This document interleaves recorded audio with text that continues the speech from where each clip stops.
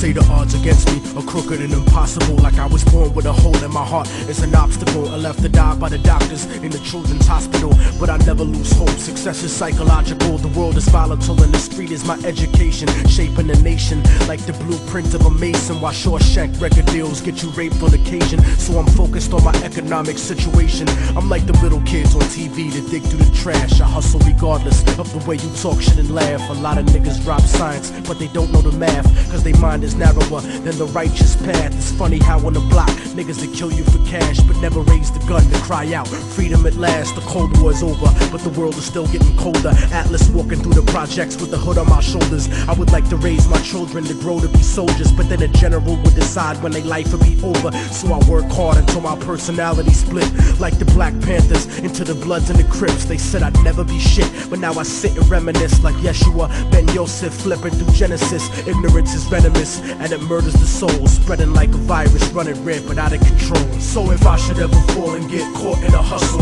let them know that I died while I fought in the struggle. From the hood rats to rich kids lost in the bubble, spray painted on the streets and in the subway tunnels. Write it down and remember that we never gave in. The mind of a child is where the revolution begins. So if the solution has never been to look in yourself, how is it that you expect to find it anywhere else? Immortal technique in the streets, back on the hustle, cause 3 strikes that get you life for stuffing cracks in a duffel. Upstate behind steel gates, attacked in a scuffle, razor blade stuck on the side of pencils hacked through your muscle. But the emptiness is what bleeds you to death when it cuts you, and it's the lawyers, not the inmates, scheming to fuck you, trying to fight the system from inside, eventually corrupt you. But that's what you get when you put a corporation above you, and it's the people that love you that seem to hurt you the most. Sometimes when they die, you find yourself cursing a ghost, but you make success, nobody delivers your fate. Sometimes you give and you take, since prehistoric vertebrates crawled out of the lakes, and that's the truth about life. Wanna do it to get out in your car rims and your ice, cause even though we survived through the struggle that made us, we still look at ourselves through the eyes of people that hate us. But I'ma make it regardless